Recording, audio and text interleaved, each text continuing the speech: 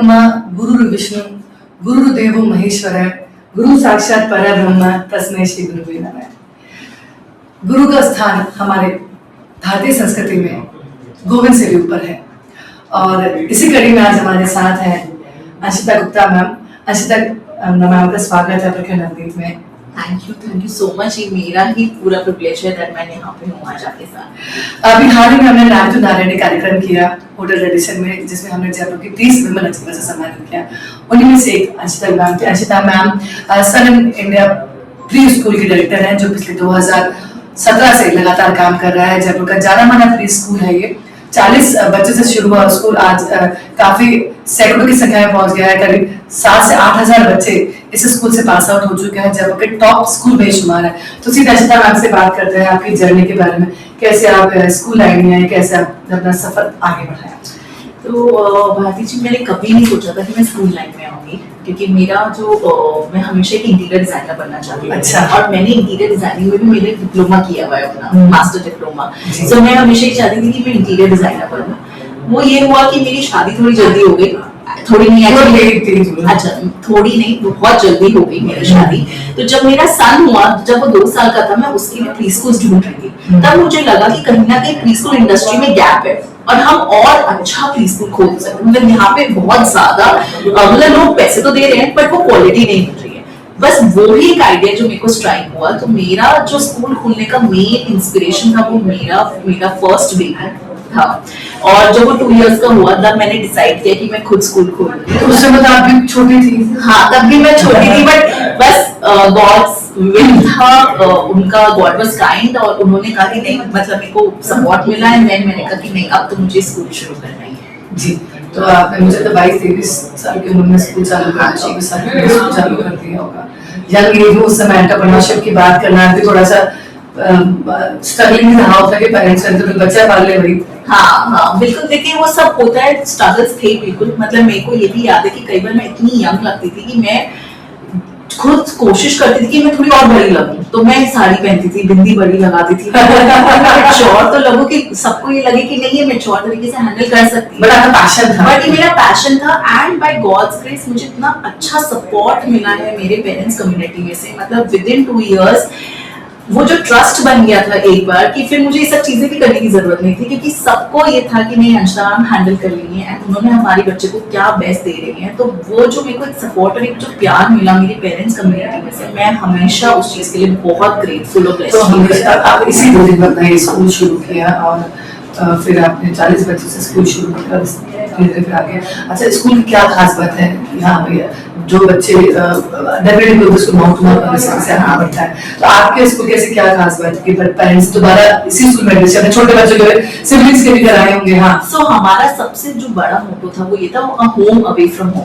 मतलब अगर एक बच्चा घर से निकल रहा है, उसको घर जैसा फील होना चाहिए, क्योंकि ये उसका पहला स्कूल है। उसको पहला स्कूल, उसको ये नहीं लगना चाहिए, उसको डर नहीं होना चाहिए, उसको वहां पे इतना प्यार मिलना चाहिए। हम इसको, जैसे आपने देखा है कैसल बिल्डिंग बना हुआ है, हम इसको यही बोलते हैं, castle of love and care. हम ये कहते हैं कि बच्चा अगर इस गेट के अंदर आ रहा है तो उसको इतना प्यार मिले, उसको इतना केयर मिले कि उसको ये फील हो कि स्कूल आना मतलब इट्स लाइक इट्स गुड, अच्छा लग रहा है, क्योंकि यही उसकी पूरी आगे की स्कूल उसकी जर्नी का काम करेगा। सो दैट इज व्हाई हम लोगों ने इस चीज को 2 साल का बच्चा आपके स्कूल में आ जाता है। हमारे पास 1.5 साल का बच्चा भी आ जाता है, 2 साल का बच्चा भी होता है हमारे पास। तो हमारे लिए तो सबसे इम्पोर्टेंट यही होता है कि जो मदर की लैब में से आ रहा है ना, दूसरी मदर की लैब में जाए। और हम अपने टीचर्स को भी बोलते हैं कि तुम लोग सिर्फ टीचर्स ही ना, तो you are the second mothers to the child. हम हमेशा उनको बोलते हैं तुम दूसरी माँ होंगी। तो मैं इसी तरीके से अपनी टीम को भी हमेशा संभालती हूँ। मैं अपनी टीम को भी हमेशा यही चीज बोलती हूँ कि अपन को काम ऐसे नहीं करना टीचर कि हम एक टीचर है, हमें ऐसे काम करने से हम एक्चुअली एक मदर है। अगर हम वो प्यार देंगे तो ऑटोमेटिकली हमें वो मिलेगा। इस तरीके से आपने स्कूल को आगे बढ़ाती है, आपने टीचर्स को भी इस तरह ट्रेन करा था कि हम उनकी मदर है, नॉट अ टीचर। तो इस तरीके से आपके बच्चे आगे बढ़, जैसे कि आपने बताया मुझे कि आपके बच्चे फ्रेंच भी जानते हैं, छोटे छोटे बच्चे बहुत सारे लैंग्वेज में एक्सपर्ट हैं। तो ये आइडिया आपके मन में कैसे आया? क्योंकि अधिकतर स्कूल में आइडिया रहता नहीं है। हम लोगों ने इसलिए करा ये चीज, क्योंकि क्या होता है जब टिल द एज ऑफ 5 होते हैं कि ना, बच्चे स्पंज जैसे होते हैं, बच्चे गीले मिट्टी होते हैं। हम जैसे उनको शेप करते हैं बच्चे वैसे शेप हो जाते हैं। और बच्चों की जो मेमोरी है वो इतनी स्ट्रांग होती है टिल द एज ऑफ 6 कि हम जो उनको सिखाएंगे ना वो सीखते हैं। तो हम लोगों ने ये चीज शुरू करी, हमारे ना हर मंथ हम मंथ ग्रीटिंग्स करते हैं दूसरी लैंग्वेजेस में। अच्छा। जैसे कभी हम हिंदी में भी करेंगे तो संस्कृत में, कभी फ्रेंच में, कभी जापानीज में, कभी अलग अलग लैंग्वेजेस में करते हैं। एंड आप बिलीव करेंगे वो सारे बच्चे सारी ग्रीटिंग समझते हैं। अच्छा। जिसमें good morning, good afternoon, hello, thank you, bye, ये सारी ग्रीटिंग सारे बच्चे सारी लैंग्वेजेस में जानना शुरू हो जाते हैं। तो हम हर मंथ एक थीम लेते हैं और उसी थीम के अकॉर्डिंग हम चलते हैं। पूरा मंथ जब भी क्लास में जाते हैं या जब भी बच्चे किसी से इंटरेक्ट करते हैं तो वो ही लैंग्वेज बोलते हैं।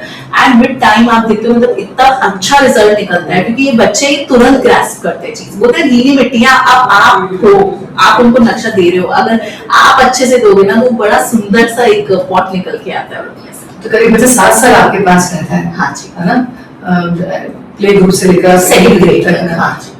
और फिर उसके बाद सेकंड ग्रेड के बाद जब बच्चे दूसरे स्कूल में जाता है तो उनका इजीली एडमिशन भी हो जाता होगा क्योंकि आराम से एडमिशन होता है। हमारे जो भी बच्चे सारे वेल रिनाउंड जयपुर के बेस्ट स्कूल्स में हैं, कहीं कोई दिक्कत नहीं है, बच्चों के एडमिशंस बहुत अच्छे से हो जाते हैं क्योंकि हम सबसे ब्रांड बन गया है कि हाँ मेरे सर मेरे स्कूल के बच्चा है तो डेफिनेटली उनका इंटेलिजेंट भी होगा तो ग्रूमिंग अच्छा होगा। हाँ, क्योंकि हम लोग बहुत ज्यादा उनके कॉन्फिडेंस पे काम करते हैं। तो जब भी उनका इंटरव्यू होता है या फिर जब वो बच्चे जाते हैं आगे फॉर्मल स्कूल में तो वो एक कॉन्फिडेंस दिखता है वो बच्चों में। तो हमारा मेन मोटो हमारे स्कूल का यही है कि हमें कॉन्फिडेंस देना है बच्चे को, हमें इतना कॉन्फिडेंस देना है बच्चे को कि वो कॉन्फिडेंस कैसे देते हैं? सो हम कॉन्फिडेंस की हमारी बहुत सारी एक्टिविटीज कराते हैं बच्चे को। हम बच्चे को स्टेज पे चढ़ा देते हैं, 1.5 साल के बच्चे को स्टेज पे चढ़ा देते हैं क्योंकि अगर आप ये देखो चाहे आज के टाइम पे कोई डॉक्टर हो, चाहे कोई टीचर हो, चाहे कोई एंटरप्रेन्योर हो, उसको माइक पे बोलना आना चाहिए।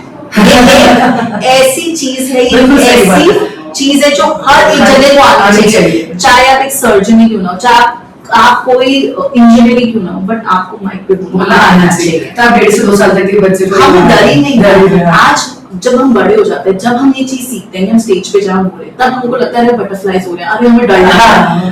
1.5 साल के हमारे साथ भी होता है। आज अभी सोचिए 1.5 साल के बच्चे को तो डर का मतलब भी नहीं पता, और अगर वो तब से स्टेज पे जा रहा है तो उसके लिए तो नॉर्मल फिनोमेना है। जैसे खाना खाना है, जैसे हमें नहाना है, जैसे हमें पढ़ाई करनी है, वैसे स्टेज पे जाना है। तो उनके लिए ये चीज तो इतनी नॉर्मल होती है कि हम कभी भी स्टेज पे जाकर वर्कआउट करते हैं। हम इस पे बहुत ज्यादा वर्कआउट करते हैं। हम इस पे ये करते हैं कि और भी हमारी कॉन्फिडेंस बिल्डिंग एक्टिविटीज हम रेगुलरली क्लास में कॉन्फिडेंस को डेवलप करना ताकि बच्चा और बाकी पढ़ाई तो हमारा पढ़ाई का भी हमारा बहुत वेल रिसर्च करिकुलम है। हमारा इतना वेल रिसर्च करिकुलम है कि बच्चा अगर सेकंड ग्रेड में, even for that matter first grade में फॉर्मल स्कूल में जाता है, चाहे वो कोई से भी बोर्ड में जाए, सीबीएसई में जाए, इंटरनेशनल बोर्ड में जाए, किसी भी बोर्ड में जाए, बच्चे को कहीं दिक्कत नहीं आती है। तो हम लोग मेक श्योर हमारे एकेडमिक्स इतने, और हमारे तो एकेडमिक्स बहुत स्ट्रॉन्ग है कि कोई भी बच्चा किसी भी बोर्ड में जाए, किसी भी स्कूल में जाए, उसको कहीं भी कोई दिक्कत नहीं है। हम एकेडमी और एक्स्ट्रा करिकुलर एक्टिविटी और स्पोर्ट्स तीनों पे काम करती है कि बच्चा जब बाहर निकले तो एक अच्छी दुनिया में प्रवेश करे कि यहाँ पे और विद कॉन्फिडेंस प्रवेश करे। अच्छा, ये तो आपने स्कूल की बातें बताई। मैं आपसे जानना चाह रही हूँ कि आप मोटिवेशन स्पीकर भी हैं, तो ये जर्नी कैसे शुरू करी आपने? ये जर्नी ऐसे शुरू हुई आज के 9 साल पहले। मैंने ग्रैटिट्यूड प्रैक्टिस, मैं पिछले 9 साल से ग्रैटिट्यूड प्रैक्टिस करती हूँ है ना। खुद में ये क्या होता है ग्रैटिट्यूड प्रैक्टिस? ग्रैटिट्यूड प्रैक्टिस ये होता है कि आप हर चीज में अच्छा देखना शुरू कर दोगे, हर चीज में अच्छा। मतलब आप ये सोचते हो कि आप कितने ग्रेटफुल हो कि आपके पास सब कुछ है लाइफ में, तो आप कंप्लेन करना छोड़ देते हो जिंदगी से। आप सिर्फ ये देखते हो कि भगवान ने आपको कितनी चीजें दी, आप कितने ब्लेस्ड हो। आप जब इस फीलिंग में आते हो ना तो ऑटोमेटिकली आप इतने पॉजिटिव हो जाते हो, आपका ऑरा इतना पॉजिटिव हो जाता है एंड ऑटोमेटिक। ये तो मैंने भी देखा है, जब जैसे आप तुरंत अपन मिले तो एक अच्छी मन में अच्छी फीलिंग आई मेरे मन में आपके प्रति वेरी रिसेंटली वेरी नाइस। सो यही होता है जब आप ग्रैटिट्यूड प्रैक्टिस करते हो ना तो वो आपको इतना काम डाउन कर देता है और आपको इतना लाइफ के लिए इतनी अलग तरीके की आपका सोच हो जाती है। तो जब आप वही बोलते हैं ना, जब हम पॉजिटिव सोचते हैं ना तो हम पॉजिटिव अट्रैक्ट करते हैं। तो इसीलिए मैं बहुत ग्रैटिट्यूड प्रैक्टिस करने लगी और विद ग्रैटिट्यूड मैं मैनिफेस्टेशन भी करती हूँ। मैनिफेस्टेशन मतलब कि आप अच्छा सोच रहे हो तो वो आपको अट्रैक्शन ऑफ लॉ होता है, वो लॉ में अट्रैक्शन होता है। तो यही चीज शुरू हुई। तो जब मैं खुद करने लगी ना तो मेरे को कोविड टाइम पे ये फील आया कि कोविड टाइम में मुझे लगा ये बच्चे बड़े परेशान हो रहे हैं, बड़े क्या हो रहा है कोविड के बाद। तो मैंने कोविड के टाइम पे अपनी ग्रैटिट्यूड लॉन्च करी ऑनलाइन। तो मैं जूम पर ये बच्चों के साथ 2 साल मैं 16 साल के बच्चों की ग्रैटिट्यूड वर्कशॉप्स कर रही हूँ, जिसमें मैं बच्चों को ये यूनिवर्सल लॉ सिखाने लगी कि ग्रैटिट्यूड होता क्या है, लॉ ऑफ अट्रैक्शन क्या होता है। एंड ऑटोमेटिकली कोविड में मुझे जो रिजल्ट्स मिले मैं आपको बता नहीं सकती। अच्छा, इसका फ़ायदा आपको अपनी पर्सनल लाइफ में भी हुआ होगा कि ग्रेटिट्यूड से क्या अपनी जो दैनिक दिनचर्या होती है उसमें सबसे जो रिलेशन वो भी स्ट्रॉन्ग बने होंगे आपके। स्ट्रॉन्ग जरूर बनते हैं और बहुत अच्छे रिलेशंस बनते हैं।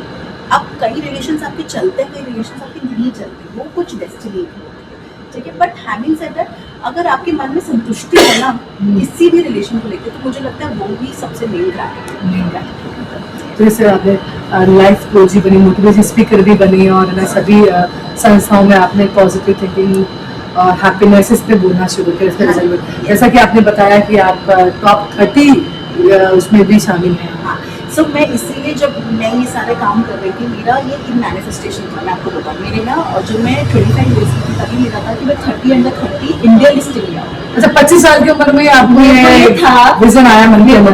ये मेरा ड्रीम था 30 अंडर 30 जी। सो जब मैं 25 साल की थी तभी मेरे में ये ड्रीम आ गया था कि मुझे 30 अंडर 30 लिस्टिंग में आना है, इंडिया लिस्टिंग में।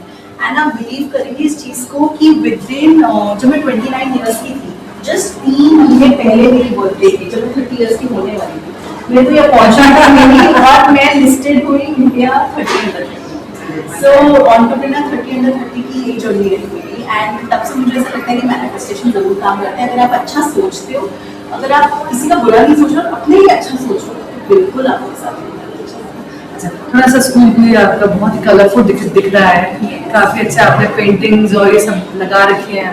एक चीज में जी, तो आपका स्कूल भी बहुत सुंदर लग रहा है, डेकोरेशन भी बहुत प्यारा है और ये आपके ये भी बच्चों को बहुत अट्रैक्ट करता है। ये सब थीम क्या आपके मन में कैसा है? तो जैसे मैंने आपको बताया ना, मेरे मन में हमेशा से था कि ऐसा पीसफुल देखना बच्चे आके बस खुश हो जाए। और बच्चे को सबसे ज्यादा पसंद है कलर्स। तो हमने इसलिए बहुत सारे कलर्स दिए। अगर आप ये देखेंगे कि हम लोगों ने अलग अलग कलर के क्लासरूम्स। अच्छा, ये तो नया कॉन्सेप्ट है आपका। जैसे येलो कलर है तो येलो कलर का हमने पूरा क्लासरूम बनाया है। अगर रेड कलर है तो रेड कलर का पूरा क्लासरूम। ये तो नया देखा मैंने एक्चुअली कि कलर थीम के साथ हमने क्लास को भी डेकोरेट कर रखा है। तो इसलिए ये बेस भी येलो है, ये भी येलो है और सब कुछ सारा पेंटिंग, सब कुछ फर्नीचर सब तो बच्चों को अट्रैक्ट भी करता है, बच्चों को बहुत अट्रैक्ट करता है और बच्चों को बड़ा अच्छा फील होता है कि हाँ हम एक अच्छी जगह आए हैं। मजा भी आता है, मजा आता है। हाँ, किस तरीके से? तो जैसे अब ये ग्रुप क्लास चल रही है। अच्छा, बेटा आ जाओ, ठीक है। अभी I am awesome. I really मेरा बच्चा। Yes, Mitu. Thank you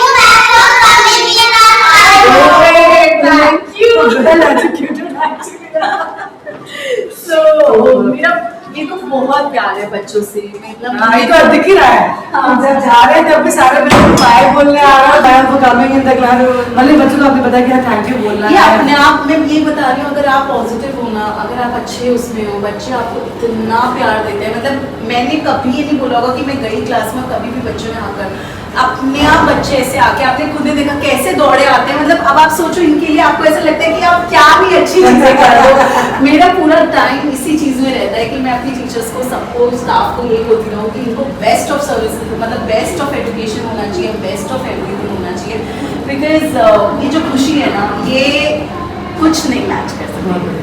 ma'am, आज की महिलाओं को आप क्या संदेश देना चाहती है? क्योंकि आज की महिलाएं एंटरप्रेन्योर बनना चाहती है। अब वो गए जमाने की महिलाएं शादी के बाद घर बैठती थी, अब शादी के बाद भी कुछ कर रही है, तो उनको क्या मैसेज देना चाहती है? मैं बस ये कहना चाहती हूँ कि ना हम अपने आप को बहुत कम आंक लेते हैं।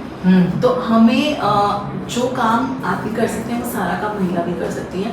और मैं आपको बताऊँ, महिला एक्चुअली कोई फीमेल इतना अच्छा मैनेज कर सकती है अगर बस आपको अपने ऊपर बिलीव करना है। तो मैं तो सिर्फ एक ही चीज़ बोलूँगी कि जस्ट बिलीव इन योरसेल्फ। आप अपने आप को बिलीव करो, आप अपने अंदर कॉन्फिडेंस लाओ और चीज़ें करो। एंड आप खुद देखेंगे कि आप जितना अच्छा मैनेज कर पाओगे ना, बल्कि जितना अच्छे वर्किंग वुमेन के कई बार मैनेज हो जाते हैं बच्चे और सब कुछ, क्योंकि उनका सब कुछ टाइम फिक्स हो जाता है। तो वो चीज़ मुझे ऐसा लगता है कि वो हर एक फीमेल सब कुछ कर सकती है। कर सकते। अच्छा, खाली समय में क्या करना पसंद करती हैं? अभी तो बहुत एकेडमिक्स और ये सब कुछ हो गया। मुझे Hobbies क्या बहुत है ज़्यादा आपकी? पसंद है म्यूजिक सुनना। मैं अच्छा। बहुत म्यूजिक सुनती हूँ, मतलब मैं मेरे ख्याल से वो मेरी एक थेरेपी है। अच्छा। तो मैं जब भी फ्री टाइम होता है मैं बहुत अच्छा म्यूजिक सुनना पसंद करती हूँ। मुझे मूवीज़ का बहुत शौक है, तो मैं हर एक मूवी ज़रूर से